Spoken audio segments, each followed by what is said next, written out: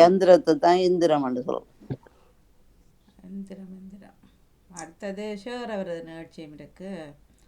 அதை விட்டு கொடுக்குறதுல யார் முன்னிக்கிறார்கள் என்ற தலைப்போடு. நன்றி, வணக்கம். நேரம் 8:48 இன்றைய நாடுகிற பாமு பொறிச்சொல் யாரும் பதிவில் இணைக்கவில்லை, ஒருத்தராக சொல்லிக்கொள்ளலாம். வாங்க, வணக்கம். தேவ் சொல்ல போறீங்களா? நான் சொல்றேன். தாருங்களா. இன்றைய பாமுக பொறிச்சொல் எந்திரம். இந்திரம் செவ்வாய்க்கிழமைக்குரியது, 4008. எந்திரம் என்பது ஒரு யந்திரத்தை தான் குறிக்கிறது. மற்றது ஆலயம், ஆலை என்று சொல்லி இல்லை, எந்திரம் என்று யந்திரத்தை குறிக்கிறது. யந்திரம் இயங்காத இல்லாத உலகமே இல்லை, எல்லாத்துக்கும் யந்திரத்தை தான் பாவிக்கிறார்கள். என்ன இதில் செய்ய தொடங்கினாலும் யந்திரம் இருக்கத்தான் வேணும். மற்ற சூத்திரம் என்று, இந்த சூத்திரதாரிகளை இன்று அதிகமானோர் நடமாடுகிறார்கள். சூத்திரதாரிகள் என்று சொல்லி இந்த கள்ள வேலைகள் செய்கிறது, இந்த மயக்கி ஆக்களை இருந்தது அப்படியான சூத்திரங்களை செய்து என்று அதிகமாக வாழ்கின்றார்கள். ஆலைகள் மூலம் உணவு பணங்களை, இந்த அரிசி, மிளகு அப்படியான இதெல்லாம் ஆலைகள் மூலம், இந்த எள்ளு, எண்ணெய், தேங்காய் எண்ணெய் ஆலைகள் மூலம் அதுகளை பாவித்து அதுக்கு அந்த இதுகளை எடுத்துக்கொள்வார்கள். ஆலைகள் மூலம் ஆலைகள். மந்திரம். மற்ற திரிகை. அன்றைய காலத்தில் ஒவ்வொரு வீடுகளிலும் திரிகை இருந்தது. உளுந்தரைக்கிறது, மா அரைக்கிறது, மற்றது உணவு பண்டங்கள் அதில் அரைக்கிறது ஆலைகள் வைத்திருந்தார்கள். இப்போ அந்த இல்லை, இப்போ அந்த திரியை இப்போ அரிமை காணியில் அது சாயத்தில் அதை பாவிக்கிறதாக மூலையில் தான் கிடக்குன்னு அந்த திரிகை. மற்ற தேர். இந்த கோயில் வழியில் இந்து சமய கோயில் இருந்தானே, கிறிஸ்தவ கோயில் இருந்தானே, திருநாளுக்கு தேர் இழுப்பார்கள். தேர் அதிகமாக தேர் என்ற ஒரு பதம் இருக்கின்றது. நல்ல அழகாக இருக்கும். எல்லாரும் சேர்ந்து சில பேர் முந்தின காலங்களெல்லாம் தேரில் அந்த யானை, குதிரை, படிகளை வைத்து கட்டி இழுத்து கொண்டு போகிற அப்படியான சீரெல்லாம் கூட்டி இருந்தார்கள். இவ்வளவுதான் மணி எனக்கு தெரிஞ்ச விஷயம். நன்றி, மிக சிறப்பு, மிக்க நன்றி. அங்கே 2 பேர் பல்ல ஐயன் நோண்டுக்கிறாங்க, பல்ல விளக்கி விடுங்க 2 பேருக்கும். பாட்டிக்கும் ஒரு யந்திரம், மந்திரம், ஒரு தந்திரம் ஒரு பழமொழியம் இருக்கு. எந்திரம் ஒரு யந்திரம், மந்திரம் ஒரு தந்திரம். மந்திரம் ஒரு தந்திரம். சரி, நன்றி, வணக்கம். வணக்கம் ஆணி. பாமுக உறவுகளுக்கும் திருநடாமோகன் அவர்களுக்கும் அன்பான. மறைச்சிட்டீங்க முகத்தை, அங்கே வந்து தள்ளி வைங்க. துள்ளா மறைச்சிட்டேன். சரியான தடுவன் மூக்கால வடிஞ்சு கண்டிருக்கு வாணி. இப்ப சரியா? ஓகே. அதிமுக ஒரே நல்ல சுகமா இல்லை, இன்னும் வடிஞ்சு கொண்டே இருக்குது. என்னன்னு தெரியல. பாமுக உறவுகளுக்கும் திருநடாமோகன் அவர்களுக்கும் அன்பான காலை வணக்கம். பாமுக பொறிச்சொன்று எந்திரம். எந்திரம் என்னுடைய பொறிச்சொல் 1036 ஆகிறது. எந்திரம். எந்திரம் என்பது இயங்கும் கருவி. கருவி அது பொறி என்றும் வரும். தொழிற்சாலைகளில் எந்திரம் பயன்படுத்தப்படுகின்றது. இப்போதெல்லாம் இந்த எந்திரத்தை பயன்படுத்திய அனைத்து வேலைகளும் செய்யப்படுகின்றது. இன்னும் சிலர் இடைவிடாது எந்திரம் போல் உழைத்துக் கொண்டே இருக்கிறார்கள். மந்திர சக்கரம் எந்திரம் அதாவது யந்திரம் என்று சொல்லப்படுகிறது. மந்திர சக்கரத்தை சின்ன தாயத்து கூடு மாதிரி கட்டி அதுக்குள்ள ஏதோ வச்சு கொடுப்பாங்க, அது எந்திரம் என்று சொல்வார்கள். அதையும் மற்றது அன்றைய நாட்களில் எல்லாம் இந்த குயவர்கள் மட்பாண்டங்களை செய்தார்கள். இப்போது அதையும் எந்திரமே செய்கின்றது.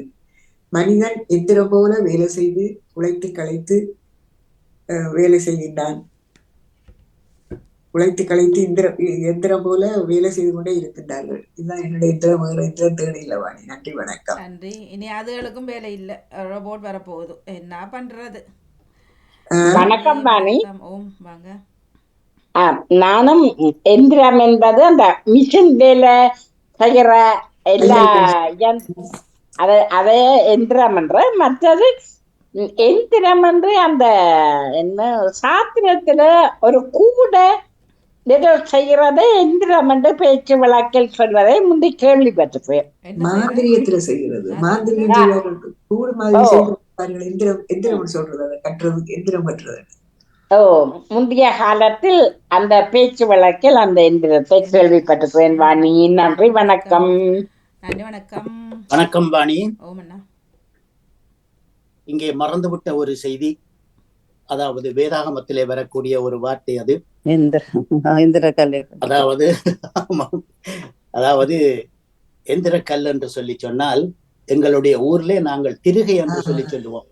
திருகை, அதாவது திருகை என்று சொல்லி சொன்னால், அதாவது அந்த காலத்திலே தானிய வகைகளை இந்த இயந்திரம் கண்டுபிடிப்பதற்கு முன்பாக குரக்கன், கோதுமை, அரிசி, இப்படியான தானிய சாமி அப்படியான அந்த மாவுகளை செய்வதற்கு திருகையை பயன்படுத்தினார்கள். அது ஒரு எந்திர முறை, எந்திர கல் என்று சொல்லிதான் அதை சொல்லுவார்கள். ஆகவே இங்கு கிறிஸ்து சொல்லக்கூடிய ஒரு வார்த்தையானது, உனக்கு ஒருவன் இடரலா இருந்தால் அவனுடைய கழுத்தில் ஏந்திர கல்லை கட்டி அவனை கடலில் அமிழ்த்துவது அவனுக்கு நலமாயிருக்கும் என்பதுதான். ஆகவே இந்த ஏந்திர கல்லில் ஒரு துளை இருக்கும். அந்த துளையிலே ஒரு கயித்தை பிணைத்து விட்டு இந்த தவறு செய்தவன், ஏனென்றால் அவன் திரும்பவும் தொடரவும் அவன் செய்யக்கூடாது என்பதற்காக அந்த கல்லை கட்டி, அவனுடைய கழுத்தில் கல்லை கட்டி அவனை நடைச்சுமத்தில் அமுத்தி விடுவது. ஏனென்றால் அவன் இருந்தும் பிரயோஜனம் இல்லை இந்த உலகத்தில, அவனுக்கும் பிரயோஜனம் இல்லை, அவன் இருந்தும் பிரயோஜனம் இல்லை பிறருக்கு. ஆகவே அவன் இந்த, அதாவது இப்ப இங்க சொல்லக்கூடிய அந்த அந்த வம்பு தும்பு சகோதரி கூறியிருந்தார்கள், அதாவது அந்த தீய சிந்தனை உடையவனை அந்த ஏந்திர கல்லை கட்டி அவனை நடுச்சமத்தில் அழுத்தி விட வேண்டும் என்று சொல்லி இயேசு சூத்திரகாரி. ஆம், ஆமா. ஆகவே அதுவும் ஒரு முக்கியமான ஒரு கருத்தாக எனக்கு பட்டது. ஆகவே அதையும் சொல்லி இருந்தேன்.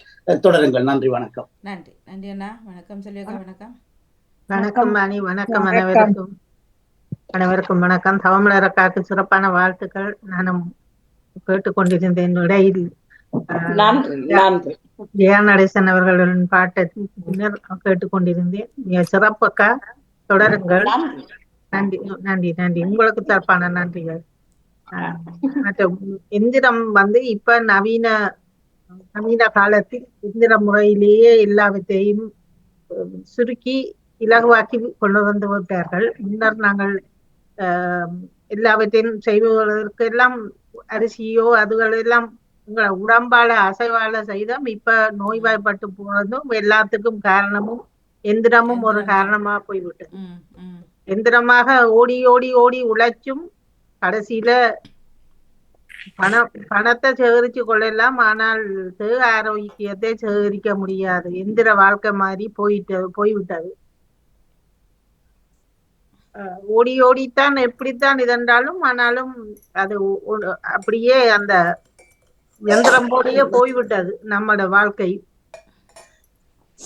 மற்றது எல்லாம் அவர்கள் இந்த கருத்துக்கு வந்து விட்டது. எந்திரங்கள் என்றா கூடுதலாக எல்லாமே சூழ்ச்சி செய்கிற அதுகள் அவர் சொன்ன மாதிரி அந்த எந்திரக்கல் என்று கிடைக்கிறது. அதே அந்த திரிகை அதுகள் எல்லாம் நாங்கள் உண்மையில முந்தைய கையால ஆட்டி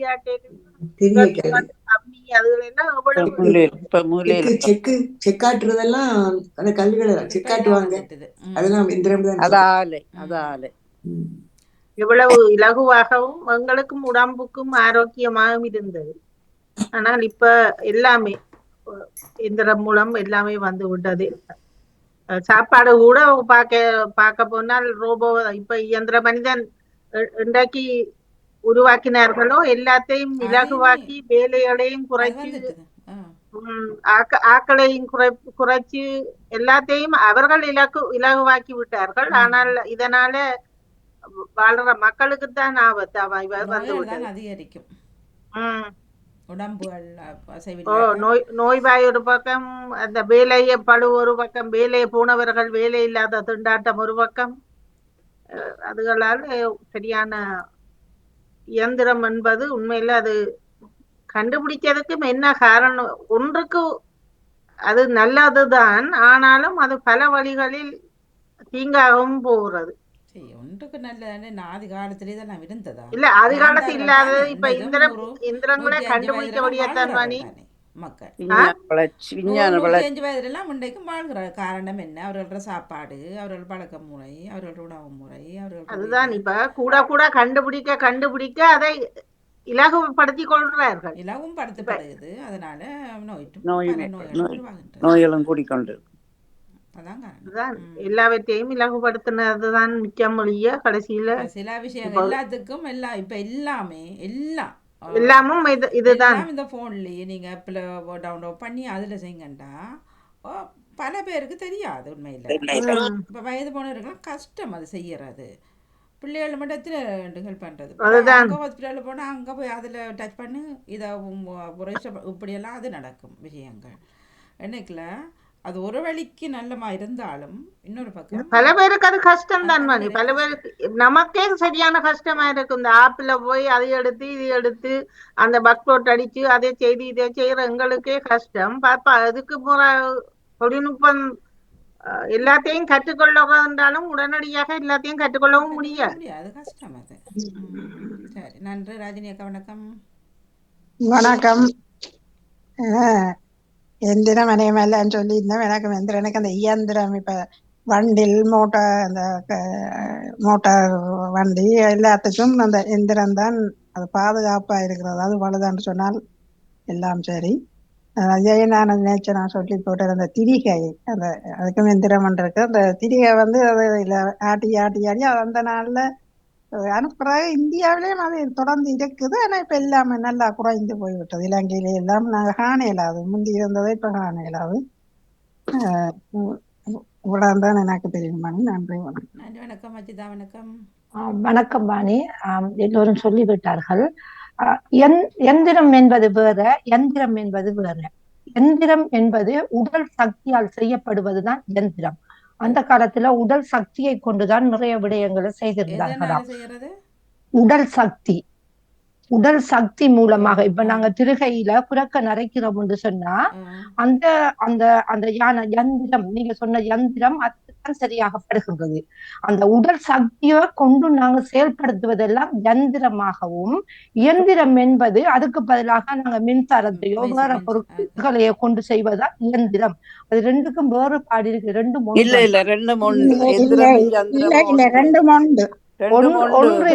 இல்ல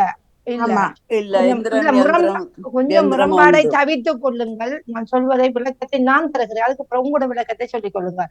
உடல் சக்தியை கொண்டு செய்வதுதான் யந்திரம். உடல் சக்தி மூலமாக அது மாற்றப்பட்டு அந்த உடல் சக்திக்கு அந்த காலத்துல புறக்கணை நாங்க உடல்ல அரைக்கல.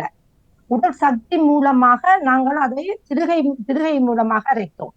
அது யந்திரம். அந்த உடல் சக்தியை கொண்டு செல்வது யந்திரம். தையல் மெஷினை நாங்க அழைக்கிறது அந்த காலால மிதிச்சுதான் அந்த உடல் சக்தியால தையல் மெஷினை நாங்க அதை தையலை தைத்தோம். இப்பொழுது இயந்திரம் மூலமாக வந்திருக்கிறது. ரெண்டும் கிட்டத்தட்ட ஒன்றுதான். அந்த மின் பொறிகள் மூலமாக கொண்டு இயங்கப்படுவது இயந்திரம். நீங்கள் அதை தேடிக்கொள்ளுங்கள். நீங்கள் அவசரப்படாமல் தேடிக்கொள்ளுங்கள். நான் பார்த்த பகுதிகளில் அப்படித்தான் இருந்தது. அந்த இயற்கை மூலமாக எங்களோட உடல் சக்தியை கொண்டு ரெண்டும் கிட்டத்தட்ட ஒன்றுதான். அந்த சக்தி மூலமா இப்ப நாங்க இந்த தேரை இழுக்கிறோம். தேருக்கு இன்னொரு சொல்லி இருக்கிறது யந்திரம். ஏன் அந்த தேருக்கு இழுக்குது? அது கரண்டுல ஓடாது. நாங்க எங்களோட சக்தியை கொண்டுதான் அதை இழுக்க வேணும். அந்த தேரை கவனித்து பாருங்கள். சக்தி மூலமா தான் அது இயங்குது. அதுதான் யந்திரம். நாங்களே இயந்திரமா தானே உழைக்கிறோம். அது நீங்க உழைக்கிறீங்க இயந்திரம். அப்ப நீங்க உழைக்கிறதுக்கு என்ன செய்யணும்? மாற்றம், விஞ்ஞானம் தானே மாற்றம். கொஞ்சம் நில்லுங்களேன். உங்களோட உடம்புல சக்தி தானே வேலை செய்யுது. முதல் அப்படி இருந்தது. அது ஒரு யந்திரம் தான். கொஞ்சம் நீங்க அவசரப்படக்கூடாது. கதைக்குள்ள கொஞ்சம் அவசரப்படக்கூடாது. என்ன சொல்லுறாங்க என்பதை உள்வாங்கணும். அதுதான் நம்மளுக்குள்ள பிரச்சனை எல்லோருக்கும். என்னன்னு சொன்னா, நாங்க உடம்பு இயந்திரமாக வேலை செய்யுதுன்னு சொன்னா உடலுக்குள்ள நீங்க கரண்டா போட்டிருக்கீங்க இல்ல. உங்களோட உணவு மூலமாக என்ன செய்து சக்தியை கொடுக்கிறது. அந்த சக்தி மூலமாக இயங்குகின்றீர்கள். அது சரி, நீங்க தர்ற கருத்து சரி தான். ஆனா எந்திரமும் இயந்திரமும் ஒன்று இல்லை. ரெண்டும் ஒன்று இல்லை. தேடி பாருங்கள். அவசரப்படாமல் தேடி பாருங்கள். யந்திரம் உடல் சக்தியை கொண்டு இயங்குவது யந்திரம். உடல் சக்தி இல்லாம மின் கலங்களை கொண்டு இப்பொழுது நவீனத்தின் மூலமாக இயங்குவதெல்லாம் இயந்திரம். சேர்க்கப்பட வேணும். விளக்கம் சரி. அதை ஏற்றுக்கொள்ளுங்கள், தேடி பாருங்கள். பிள்ளையாக எந்திரம் இருந்தால் அடுத்த இயந்திரம் முறை வந்து சொல்லிக் அப்போ இன்றைய கொள்ளுங்கள். நாள் தான் ஆனால் எந்திரம் ஓ, ரெண்டாம் அப்படித்தான் இருக்கு. இயந்திரம் எந்திரம் ரெண்டும் ஒன்று. இருக்கலாம், இப்பொழுது கண்டுபிடிச்சிருக்கலாம். உடல் சக்தியை கொண்டு அது செய்வதெல்லாம் சரி, நீங்க சொல்றது சரி. உடல் இது செய்துட்டு நாங்க இப்ப யந்திரமா வந்துட்டோம். நாங்கள் அப்படிதான் முந்தி இருந்த நாங்கள் இல்ல, என்னன்னு சொன்னா எங்கட யந்திரமா இருந்த பாம் நாங்கள் இப்ப யந்திரமாகிறோம். சரி, யந்திரமா நீங்க தான் உழைக்கிறோம். முந்தி உடல் உழைச்ச இயக்குறதுக்கு மாதிரியா இப்ப உழைக்கிறீங்க? உடலுக்குள்ள கரண்டாக்கா பூட்டிருக்கீங்க. கரண்ட் இல்ல, இயற்கையாக நடக்குது அது யந்திரம். அது இல்ல, அதுதான் நான் உங்களுக்கு தெளிவுபடுத்துகின்றேன். எங்கட உடலில் சக்தியை கொண்டு இயங்குவதெல்லாம் இயந்திரம். அது உங்களுக்கு புரியுது இல்லை, விளங்குவதில்லை. இல்ல புரியல என்று சக்தி சொல்லல. நான் ரெண்டு மூன்று நாங்க சொல்றேன். நீங்க நானும் ஏற்றுக்கொள்கிறேன் உங்களோட விளக்கம். ஆனால் பரவாயில்லை, எனக்கு முரண்பட விருப்பம் இல்லை. இல்ல முரண்பட இல்ல, கருத்து தானே பரிமாறுறோம். தேடி பிடிப்பாமா ஜெயமலர் பார்த்தவர் இப்போ டிக்ஷனரி சொல்லுங்க. வணக்கம். இனிய வணக்கம் எல்லோருக்கும். வணக்கம் ஜெயமலர். நான் அகராதியில ஒரே மாதிரி தான் கிடக்கு, 2 அர்த்தத்துல இருக்குது. ஆனா எல்லாமே ஒரு சக்தி தான். உடம்புல இருக்கிற சக்தியை கொண்டு தன்றதும் அதுவும் ஒரு சக்தி தான். மின் சக்தி, அது மின் சக்தி, இது உடம்புல உள்ள சக்தி. அதுலயும் சக்தி இருக்குது, அதுலயும் சக்தி இருக்குது. அது ஒன்றை இயங்குற வைக்கிறது. ஆனா இயந்திரங்கள் இப்ப கண்டுபிடிக்கப்பட்ட இயந்திரங்களை தான் இயந்திரம்னு சொல்றோம். இயந்திரம் 2 தான் இருக்குது. 2 ஒன்று தான், சக்தி தான். ரெண்டுமே சக்தி. இது உடல் சக்தி, அது மின் சக்தி, அவ்வளவுதான் சொல்ல வர. இந்த வாழ்த்துக்கள் இந்த ஜெயமலர் அவர்களுக்கு. உடல் சக்தியை கொண்டு அந்த 2 ஒன்று தான், சக்தி தான். ஆனால் அந்த மின் பொறிகள் மூலமாக வருவது ஈன சேர்க்கப்பட வேண்டும். அதுதான் அந்த கருத்து. நீங்க நிறைய இடங்கள்ல தேடி பாருங்க. எந்திரன் படம் வந்ததான். எந்திரம் உடல் படம் வந்ததான் எந்திரன் சொல்லி. உடல் சக்தியை கொண்டு இயங்குவதெல்லாம் ஈனா இல்ல. அந்த காலத்துல எந்திரம் ஓடி திரிறாங்க, எந்திரம் ஓடி திரிறாங்கன்னு சொல்லுவாங்க. அங்க நாங்க மின்சாரம் பூட்டி கொள்ளல, எங்களோட உடல் சக்தி தான் இயங்குகிறது. ஓடி ஓடி உழைக்கிறோம், அது எந்திரம். எங்களோட உடல் சக்தி இல்ல. இப்பொழுது நான் காலால் அடிக்கிற மெஷினுக்கு கரண்ட்ல போட்டு மெஷினை தட்டுறேன், அது இயந்திரம். 2 ஒன்றுதான், சக்தி தான். அதுக்கு ஒன்று உந்து சக்தி, உந்து சக்தி, மற்றது உந்து சக்தி.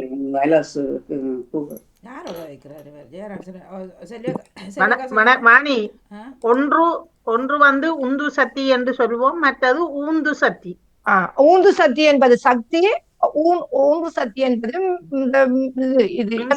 மின்சாரம்.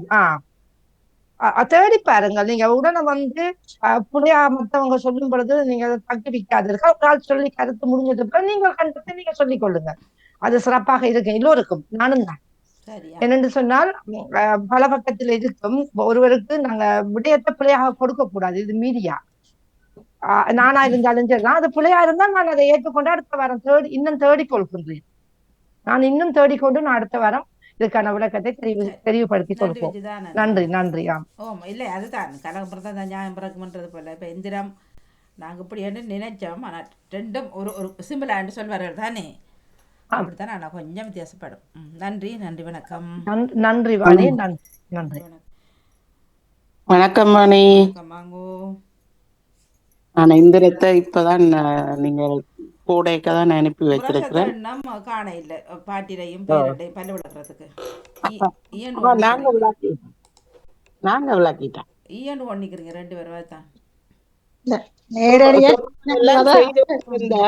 எங்களை பார்த்து செய்து கொண்டிருந்தார். அப்ப ஒன்றை செய்யக்க இந்த படத்தை நடத்து. இப்ப நீங்க இதை போட்டுக்கிறீங்களா? ஓம். சரி, நான் அப்ப அதை போடுறேன். ஓகே, நன்றி. எங்களோட ரத்த ஓட்டம் வேலை செய்யாம இயந்திரம் வேலை செய்யாம போயிடும். பாட்டி பேரனை சிரிச்சு காட்டி பாட்டியும் பேரனும் ஒரே மாதிரி செய்கிறீங்க.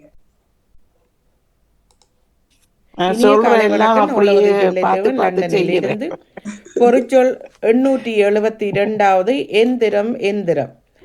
எந்திரத்தினால் இலகுவாக பல தொழில்களை வேலைகளை செய்து விடலாம். அது வந்து இயந்திரங்கள் பெரிய பெரிய இயந்திரமாக இருந்த காலம் ஒரு காலம். இப்போதெல்லாம் சிறிய இலகுவாக விரைவாக செய்யக்கூடிய எந்திரங்களை கண்டுபிடித்திருக்கிறார்கள். ஆலைகளில் இந்த இயந்திர வகைகள் கூடுதலாக இருக்கும். கையால் செய்வதிலும் பார்க்க இயந்திரத்தால் இலகுவாக செய்து முடித்து விடுவார்கள். இயந்திர வகைகளில் பல வகை இயந்திர வகைகள் இருக்கின்றன. சிலவற்றை நாங்கள் வலும் அவதானமாகத்தான் அதை கையாள வேண்டி இருக்கிறது. இயந்திரங்களை செக்கு, தேர்ச்சில்லு என்ற ஒரு அகரா சொல்லும் வருகிறது. செக்கு நடுவிலே ஒரு மரத்தினால் செய்யப்பட்டு அதுக்குள்ளே ஒரு சிறிய இயந்திரம் வைத்து எள்ளை போட்டு 2 மாடுகள் நீளமாக அதை சுற்றி வட்டமாக இழுத்து கொண்டு வரும். அப்போது அந்த மரம் நடுவில் இருக்கும் இயந்திரமாவது அந்த எள்ளை பிழிந்து நல்லெண்ணெய் வேறை அதனுடைய சக்கை வேறாக இருக்கும். ஆனால் இப்போது எல்லாம் அது நவீனமயமாக்கப்பட்டு விரைவாகவும் மாடுகள் இல்லாமல் இயந்திரங்கள் மூலம் நடைபெறுவதை நான் கண்டிருக்கிறேன். தேர்ச்சில்லு தேர் இந்து மக்களின் ஆலயங்களில் விசேஷமாக திருவிழாக்கள் நடைபெற்று தேர் அதாவது அந்த வீதிகளை சுற்றி அலங்கரித்து வரும். அந்த தேரிலே அந்த இறைவன் பவனி வரும்போது மக்கள் கூட்டம் அவரை பார்த்து தரிசனம் செய்யும். அதற்கு பெரிய 2 சில் இருக்கும். அதனுடன் அச்சு தான் அந்த சில்லை உருட்டி கொண்டு போகிறதுக்கு தேர்ச்சில்லு தான் முக்கியமானது. பெரிய சில்லுகளாக இருக்கும். இப்போது எல்லாம் வித்தியாசமான வகையில் வந்து கொண்டிருக்கிறது. நன்றி, வணக்கம். நன்றி, வணக்கம். இப்போ மாட்டு வண்டிலுக்கே மெஷின் இருக்குதான், டிராக்டர், அதில் டயர் தான் போட்டிருக்கிறாரு, பார்த்துனீங்களா? மாட்டு வண்டி இல்லையா? மாட்டு வண்டில் எங்கட வீட்டுல நான் கல்யாணம் முடிக்கும் முதலே எங்கடைய அப்பா 2 டயர் சில்லத்தான் போட்டு ஒரு சின்ன மாட்டு வண்டில் ஒன்று வச்சிருந்தவன். அது மாடு இல்லை, ஆனால் வண்டியில வச்சிருந்தது. அது இலகுவாக கூட கொஞ்சம் இடத்துக்கு இந்த தேங்காய் ஏத்த, பனியோலை ஏத்த அப்படியான தேவைகளுக்கு அது பயன்படுறாரு. 2க்கு ஒரு காலம் பார்த்தேன் மாடு தான் இழுக்குது, ஆனால் பூட்டி இருக்கிறது. இது டயர் சில்லு. மாடு போன மாடை கட்டினாலும் இழுக்கலாம். ஆனா இது நாங்களே இழுக்கலாம். அந்த இது அப்படியே உருண்டு கொண்டு போயிரும். என்ன அது ஏன்னு தெரியுமா வாணி? அப்படி பூட்டுனவங்க அந்த எல்லாம் கார்பெட் ரோட் போட்டுவாங்க. அதிகமாக கார்பெட் ரோட் அது சொன்னவங்க நாங்க கேட்ட இடத்துல எங்களோட மச்சான் அந்த பகுதியில. அப்ப அதுல அந்த மத்த சில்லால ஓடக்கூடாது, என்னடா கடகடண்டு ஓடக்குள்ள உடைக்குமா அந்த சில்லுகள் மரத்தால. இல்ல இல்ல இல்ல இல்ல ரோட்டு பழுதான் போயிடும் என்று சொல்லித்தான் அதை போட்டவங்க. அது அந்த மற்ற மரச்சில்லுகளை போட்டா அது கடகடண்டு ஓடக்குள்ள அந்த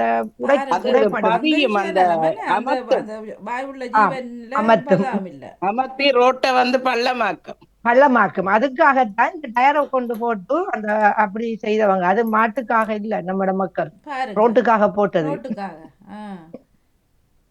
ஏன்வானே இப்ப தேர்களுக்கு எல்லாம் அந்த சில்லு தானே கூடுதலா பாவிக்கணும். இப்ப மண்ணுள்ள இடங்கள் அதுகள் இதுகள்ல இழுக்கலாம ஊர்ல இழுத்த காலம் ஒரு காலம். இப்ப இங்க மண் இருக்கிற இடம் குறைவு தானே, கல்லுகளுக்கு மேல இலகுவாக போறதுக்கு. எல்லாத்திலயுமே மாட்டுல உள்ள அக்கறையில எல்லாம் ரோட்டுல உள்ள அக்கறையெல்லாம் இது போட்டாருங்களோ. நான் அண்டையை பார்த்துட்டு நல்ல ஐடியாவே, பாவம் இந்த மாடு எவ்வளோ கஷ்டப்படும், இதண்டா ஈஸியாக ஒரு ரோடு பண்ணுறதுக்காக செய்தாரண்டு பார்த்தா மாட்டுக்கு இல்லை ரோட்டுக்கு. இந்த இயந்திரங்கள் எல்லாம் கடந்த ஒரு 100 வருஷத்துக்குலாம் இவ்வளவுக்கு முன்னேற்றம் வந்தது. அதுக்கு முதல் இல்லத்தானே? எல்லாமே ஒரு 100 வருஷத்துக்குலாம் எல்லாமே வந்தது வெளியில. அதுக்கு முதல் ஒன்றும் இல்ல, அந்த பெருசா இல்ல. அதுக்கு எல்லாம் ஏஐ என்னந்த கூடுதலா இப்ப ரோபோ மனுஷன் இன்னும் கணக்க வித்தியாசங்கள் வரப்போ. அதால அந்த மனுஷருக்கு வேலை இல்லாம போகுது. அதுகளை கண்டுபிடிக்க ஆஸ்பத்திரி தான் நிரம்பி வழிய போகுது. மனுஷர்கள் அழிஞ்சாலும் ரோபோக்கள் இருக்குமாம். என்ன மனுஷர் எல்லாம் அழிஞ்சது அப்புறம் ரோபோக்கள் வேலை செய்ய நடமாடி தெரியுமா இங்க? ஓ இப்ப சீனாக்காரன் எல்லாத்தையும் உருவாக்கி வச்சிருப்பேன் எல்லாத்தையும் பிடிச்சி இப்ப என்னன்னு சொன்னா சூரியன் கூட செயற்கையா உருவாக்கிட்டான் சீனாக்காரன். அது மாதிரி இப்ப தோட்ட வேலைகளுக்கு செய்யறது ரோபோ. இனி என்னத்தை தான் எல்லாத்துக்குள்ளேயும் வந்துடுது. இப்ப எல்லாத்துக்குள்ளயுமே வந்துடுது ரோபோ. வீட்டு வேலை செய்யறதுக்கும் ரோபோ கொண்டு வந்துட்டாங்க. வீட்டு வேலை செய்யறதுக்காக அது இருந்து எல்லாம் மருந்து முதல்ல கொண்டு எல்லாம் எடுத்து கொடுக்குது. அந்தந்த டைமுக்கு போய் மருந்து எடுத்து கொடுக்குது. அந்த மருந்துக்காரால இருந்தா எல்லாமே செய்து கொண்டு இருக்குது. வயோதிப சாலையில ரோபோவை வச்சிருக்கணும் இருந்தது. அதுகளும் இருக்கு. இப்ப வீடுகளுக்கும் தனிப்பட்ட முறையில செய்து வச்சிருக்கணும். அந்த ஒரு தரம் பார்க்க இல்லாத ஆட்களுக்கு அந்த ரோபோவே எல்லாம் செய்யுது. சரியா திறக்கவிக்குள்ள போவோம். அதில் தொடர்ந்து வஜிதாவின் ஊரோட விளையாடு இருக்கின்றது. தொடர்ந்து சிவதாசனி அவர்கள் தொடர்ந்து நன்றி வணக்கம். ஓம் ராஜநகர்னு சொன்னீங்க.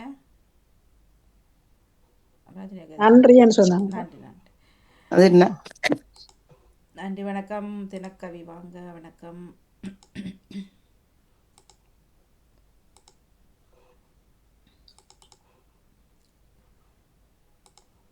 அனைத்து பாமுக உறவுகளுக்கும் இனிய உற்சாகமான செவ்வாய் பொழுதின் வணக்கம். தினக்கவி 2102 சிவதேஷினி ராகவன் சுவிட்சர்லாந்தில் இருந்து. மாசியவள் மலர்விலை. மண்ணுலக விடியலில் மாசியவள் புலர்கையில் மூசி பெய்யும் முன்பனியும் வீசிச் செல்லும் குளிர் காற்றுமாய். மண்ணுலக விடியலில் மாசியவள் புலர்கையில் மூசி பெய்யும் முன்பெனியும் வீசி செல்லும் குளிர் காற்றுமாய். நேசிக்கின்ற மனிதகுலம் நெஞ்சி நிற்க இறைவனையே வணங்கிடவே சிவன் ராத்திரி வந்துதிக்கும் இத்திங்களில்.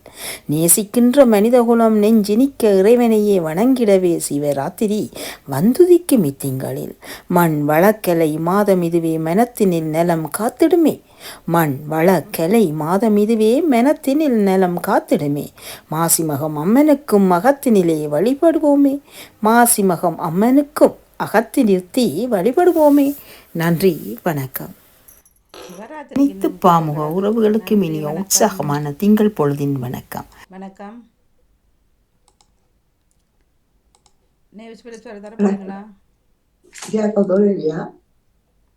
வணக்கம் மாணி. ஒருவரை கூப்பிட்டா நீங்க மற்றவர்கிட்ட கேள்வி எனக்கு உண்மையில விளங்குற இல்ல. ஜெயாக்க தாரண்டா அவர் தருவார். இது அடிக்கடி நடக்கும். ஒருத்தரை கூப்பிட்டா அவரை கூப்பிடுங்கோ. இல்ல ஜெயாக்கா வருவாதான் நான் பாத்துக்கிட்டு அவர் தருவார். இப்ப உங்களை கூப்பிட்டா நீங்க இல்ல அடிக்கடி இந்த விளையாட்டு நடக்கிறது. இப்போ ஒருத்தர் கூப்பிட்டா ராஜினக்கா கூப்பிட்டா ஜேம்ஸ் ஆல்சன் கூப்பிடுங்களேன். அவரை கூப்பிட்டாட்டா நான் கொஞ்சம் பிஸியானேன்னா எனக்கு கொஞ்சம் அவசரமானேன்னா எனக்கு இன்னும் கூப்பிட்டுருக்கலாமே. இப்படி எல்லாம் வரும். சரி ஜெயராஜன் வாங்க. வணக்கம். வணக்கம் அணி. சின்னமரு பாமக செவ்வாய்க்கிழமை நான் சும்மா நினைச்சு எழுதுறது கருத்தாக இருக்குமோ தெரியாது. 1975 சொல்லி போட்டு மாற்றங்கள் இயற்கையிலே பல மாற்றங்கள் வரும். பருவத்திலே அதிசய மாற்றம், தொழிலிலே பெரும் மாற்றம், சீருடையிலே சிறந்த மாற்றம், மருத்துவர் சாதியர் ஊழியர் அதிசய மாற்றம், சம உணர்வோடு கடமையில் மாற்றம், வியக்கும் வகையில் ஊழியரின் பணிகள் மாற்றம், அளவுற நெஞ்சை அழகுற உள்ள கலசானம் நீலம் மேலாடையும் பலவர்ண மாற்றம் எல்லாமே மாற்றத்திலே இருந்தன. பார்த்து நானும் வியந்து மாற்றம் பெற்றேன். நன்றி வணக்கம்மா. கடைசாரன்ற நீங்க ட்ரௌசரையா? ஓ ஓகே. எனக்கு எனக்கு ஊர் ஞாபகம் வந்துடும். சில பிள்ளை அரக்கலசான் முந்தி சொல்றதானே. அரக்கலசான் அங்க முந்தி எஸ்எல்சி படிக்க போய்களதான் நீள கலசான் போடுவேன். கலசான் தமிழா முதல்ல அது நினைக்கிறேன். அது போட்டு சொல்லிட்டாரு கலசான் சொல்றேன். தெரியல. இப்போ ஊர்ல ஷோர்ட்ஸுக்கு சொல்லுவார்கள் ஜம்பர் அப்படியாண்டு. அப்ப ஜம்பர் நாங்க இங்க புல்லோவர் தான் ஜம்பர்ன்றது. இங்க புல்லோவர் தான் ஜம்பர். அவர்கள் அங்க ஜம்பர் போட்டுக்கணும்னா என்ன ஜம்பர் போட்டுக்கணும் வரான் இந்த வெயில்லண்டா அது ஷோர்ட்ஸ். அங்க முந்தின இதுல தாயத்துல இந்தியாவில எல்லாம் இந்த போலீஸ்காரர் எல்லாம் காக்கி காய்ச்சட்டை போட்டிருப்பாரு. அரக்கலசான் 4 பேர் போகலாம். நாங்கள் காய்ச்சட்டைன்னு தான் சொல்லுவோம்.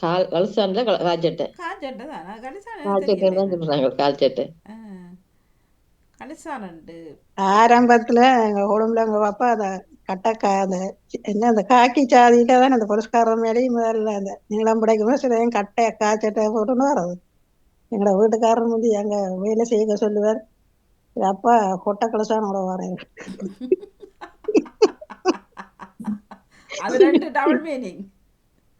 இந்த இல்ல இது அப்படித்தான் சொல்றது. அவன் நடுவில் சொல்லணும் நடுவில் இதை அது நீங்க மற்ற மாதிரி சொல்றீங்க. யோசிங்க. ஏன்னா அவ்வளவுக்கு தொலைண்டு கிடக்கும் அந்த கலிசா. நல்ல பெருசா இருக்கு. அதுக்குள்ள 4 பேர் போகலாம், அப்படி கிடக்கும்.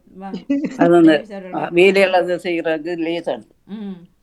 இல்ல பழைய புரஸ்காரரை பாருங்க, இல்ல பழசா பழைய காலத்து புரஸ்காரம் அப்படித்தான் முந்தி அப்படி பிறகு நீளம் போடுறது இருக்கிறதுக்கு. இப்ப பிளவுஸ் மாதிரியே வந்துட்டுது, டைட்டான கை வச்சது, அப்போ ஒட்டுன ட்ரவுசர். இப்ப காத்தே போகாது. நேவிசரல் வாங்க. வணக்கம். வணக்கம் அணி. பாமுக உறவுகளுக்கும் திருநடாமுகர்களுக்கும் அன்பான காலை வணக்கம். பாமுக தினக்கவி இலக்கம் 390.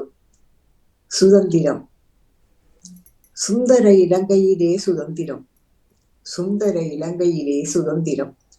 133 ஆண்டுகளாய் அந்நியர் ஆதிக்கத்தில் நின்று விடுதலை கண்ட 77ஆம் ஆண்டு சுதந்திரம். 133 ஆண்டுகளாய் அந்நியர் ஆதிக்கத்தில் நின்று விடுதலை கண்ட 77ஆம் ஆண்டு சுதந்திரம். வாழ்த்துவோம் நாமும். அன்பின் ஆட்சி மலர்ந்து ஆணவ வெறிகள் மறைந்து இரக்கத்தில் மனம் கசிந்து ஈகை உள்ளத்தில் வாழ்ந்தால் அதுவே சுதந்திரம். வாழ்த்துவோம் நாமும். அன்பின் ஆட்சி மலர்ந்து ஆணவ வெறிகள் மறைந்து இரக்கத்தில் மனம் கசிந்து ஈகை உள்ளத்தில் வாழ்ந்தால் அதுவே சுதந்திரம். உறவுகளாய் இணைந்து ஊரின்றி வாழ்ந்து எழுச்சி கண்டு ஏற்ற முறை ஐயம் தவிர்த்து வாழ்ந்தால் அதுவே சுதந்திரம். உறவுகளாய் இணைந்து ஊரின்றி வாழ்ந்து எழுச்சி கண்டு ஏற்ற முறை ஐயம் தவித்து வாழ்ந்தால் அதுவே சுதந்திரம்.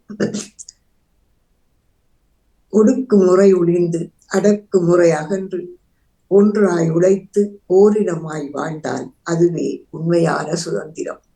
ஒடுக்குமுறை ஒழிந்து அடக்குமுறை அகன்று ஒன்றாய் உழைத்து ஓரினமாய் வாழ்ந்தால் அதுவே உண்மையான சுதந்திரம்.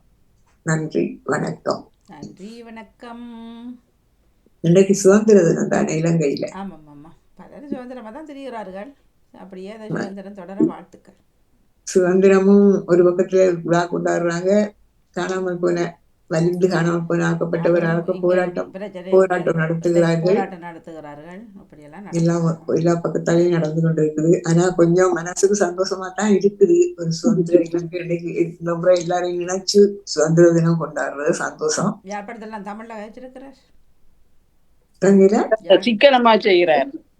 சிக்கனமாகத்தான் சுதந்திர தினம் நடக்கிறது. நல்ல அமைதியாக இவ்வளவு காலம் பார்க்காத முறையில நல்ல அழகாக நடந்து கொண்டிருந்தது. காலையில பார்த்திருந்தோம் மாடி. நாங்களும் பாட்டுவோம் சுதந்திர தினம் இப்படி எல்லாம் நல்ல பண்புகளோட மலர் சுதந்திர தினம். வணக்கம் வாணி. கவிதைகள் தினக்கவி மூவருடையது, சிவதர்ஷினியுடையதும் ஜானடேசனுடையதும் நேவ்ஸ் பிலிப்ஸுடையதும், அதாவது மாசி மாதத்தை பற்றியதும் மாற்றம் மற்ற சுதந்திரம் 3 கவிதைகளையும் கேட்டேன். மூவருக்கும் வாழ்த்து கூறி விடப்பெறுகிறேன். நன்றி, வணக்கம். நன்றி, வணக்கம். வணக்கம் பாணி. நானும் கேட்டேன். ஜெயமலர் சொல்றீங்களோ? சொல்லுங்க, தொடங்கிட்டீங்க, சொல்லுங்க. நானும் கேட்டுக்கொண்டிருந்தேன்.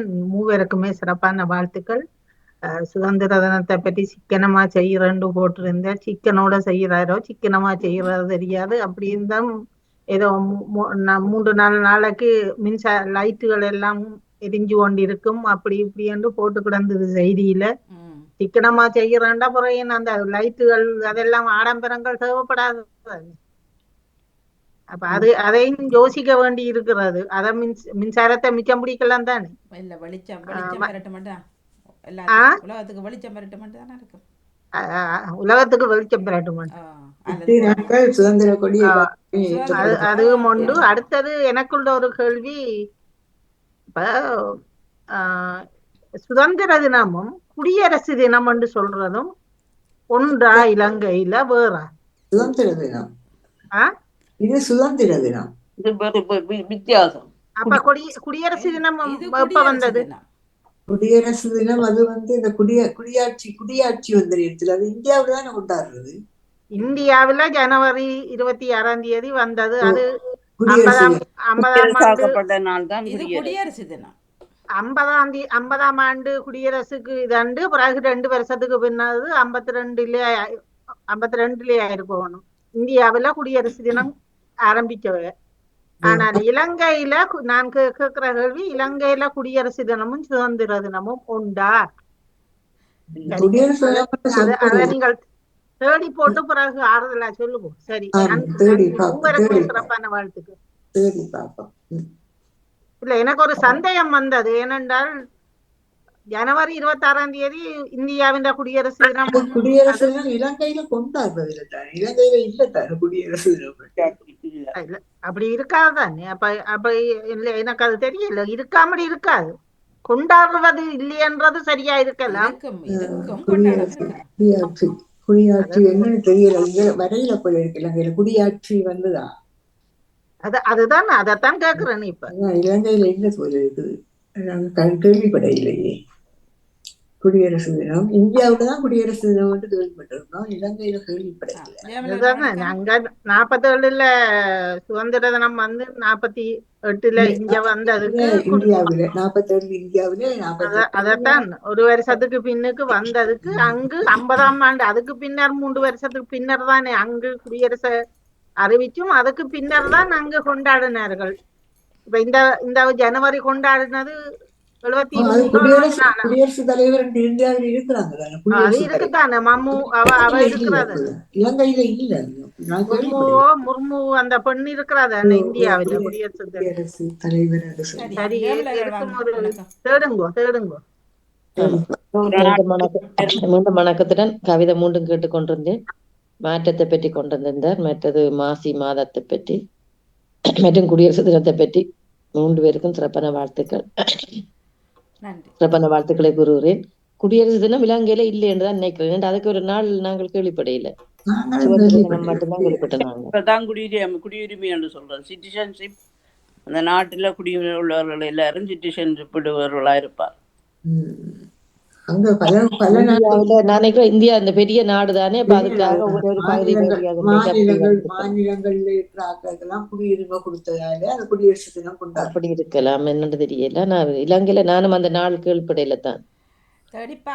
நன்றி. சுதந்திர தினம் மட்டும்தான் நானும் கேள்விப்பட்டிருக்கேன். அல்லது குடியரசு தினம் கொண்டாடுற தெரியல, கொண்டாட தெரிஞ்சிருக்கும் அப்படி மாதிரி இந்த நாள் என்றது. கலகம் பிறந்தா தானே நியாயம் பிறக்கும். என்ன நான் போட்டதை நீங்க போடுறீங்க, போடுங்க. வஜிதா வாங்க. அனைவர கவிதையும் வாழ்த்துக்களை கூறிக்கொண்டு இலங்கையில குடியரசு தினம் இருக்கின்றது. முதலில் வாழ்த்துக்களை சொல்லிக் கொள்கின்றேன். 3 கவிதைகளும் சிறப்பாக இருந்தது. மாசி மாதத்தை பற்றி சிவதர்சினி சொல்லியிருந்தார், மாற்றத்தை பற்றி ஜியாக்கு அழகாக சொல்லியிருந்தார். இன்று எங்கள் தாயகத்தில் சுதந்திர தினம், ஒரு சந்தோஷமான ஒரு விடியலை எதிர்நோக்கி மக்கள் போய்கொண்டிருக்கின்றார்கள். அதை பற்றி அழகாக இந்த நெவிசக்கா சொல்லியிருந்தார். இந்த ஒழுங்குமுறை, இந்த ஒடுக்குமுறை அகன்று அந்த இனங்களை ஒன்றாக இணைந்து வாழ்வதே சுதந்திரம் என்று அதை நான் வரவேற்றுக் கொள்கின்றேன். சாதி மதங்களை கடந்து சிறுபான்மை பெரும்பான்மை என்பதை கடந்து நாங்கள் வாழ்வது ஒரு சுதந்திரமான ஒரு தினம்தான். அடுத்தது செல்வி அக்கா கேட்ட நாட்டின் குடியரசு தினம் 22ஆம் தேதி மே மாதம் 22ஆம் தேதி 1972ஆம் ஆண்டு குடியரசு தினம் இலங்கையில் கிடைத்தது. குடியரசு தினம் அது இந்த சுதந்திரம் பூரணமாக கிடைக்கவில்லை. அதால 1948ஆம் ஆண்டுதான் சுதந்திர தினம் கொண்டாடப்படுகின்றது இலங்கையில். 1972ஆம் ஆண்டு குடியரசு தினமாக தலைவர் அந்த நீதிமன்றத்துல இராணுவ தளபதி நீதிமன்ற சுதந்திரம் பெற்றதற்கான ஒரு அறிகுறி எனக்கு ஞாபகம் இருக்கின்றது. அவருடைய பேரு செல்வா என்று நினைக்கின்றேன், எனக்கு சரியாக தெரியவில்லை, மறந்து போயிட்டேன். அவரை தேடிக்கொள்ளுங்கள். சரியாக மிச்சங்காலம் படித்தது ஞாபகம் கொஞ்சம் இருக்கின்றது. மே மாசம் 1922ஆம் தேதி 1972ஆம் ஆண்டு குடியரசு தினமாக இலங்கை பெற்றது. அதுதான் 53 ஆண்டுகள். அது அது கொண்டாடப்படுவதில்லை. ஏனென்று சொன்னால் எல்லோருக்கும் இந்த சொந்த அதான் ஆரம்பத்தில சொந்த தினமாக ஏற்றுக்கொள்ளப்பட்டது. ஆனாலும் அது மக்களுக்கு எல்லோருக்கும் சுதந்திரமாக கொள்ளப்படவில்லை. பிரிட்டிஷ் அவங்க வெளியாகவில்லை என்பதும் ஒன்று படித்திருக்கிறேன், தேடிக்கொள்ளலாம். நன்றி நன்றி வணக்கம். வணக்கம். மூவருக்கும் வாழ்த்துக்கள். சுதர்ஷினி அவர்களுக்கும் தியானேசன் அவர்களுக்கும் நேவிஸ் பிலிப் அவர்களுக்கும் வாழ்த்துக்களை கூறிக்கொண்டு இது என்ன 1900 இப்ப 77வது சுதந்திர தினம் ஆண்டுதான் 1977ஆம் ஆண்டு எல்லாரையும் கொண்டு வைத்தார்கள். சரியா இப்ப 77 சுதந்திர தினம் நடைபெறுகிறோம். நன்றி வணக்கம். நன்றி வணக்கம். நன்றி வணக்கம். 1973ஆம் ஆண்டு இருக்கு, நான் பார்த்திருக்கிறேன். இது 52வது குடியரசு தினமாம், 22 மே மாதம் 22.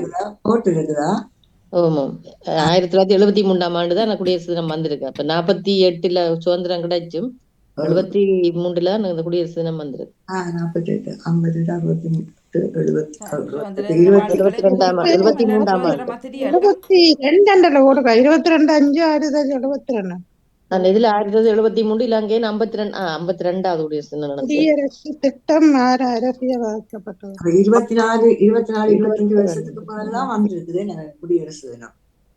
அதுதான் இந்தியாவிலேயும் அப்படி முதல் 73 தான் இதுல போட்டிருக்கு. 1973 மே 22. மே 22 52 ஆண்டுகள். 48, 58, 68, 78. இந்த வருஷம் 68, 69, 70, 35 வருஷத்துக்கு பிறகு கிடைச்சிருக்குது, கொண்டாடி இருக்கிறார்கள். என்ன சுதந்திர தினம் கிடைச்சி 35 வருஷத்துக்கு பிறகு. சரி, நன்றி வணக்கம். எல்லாரும் நன்றி வணக்கம். இனியாவது தெரியட்டும். எல்லாம் முந்தின காலத்துல குழந்தை பிறந்தாலும் நாள் செல்லத்தான பதிவுக்கு போடுறது.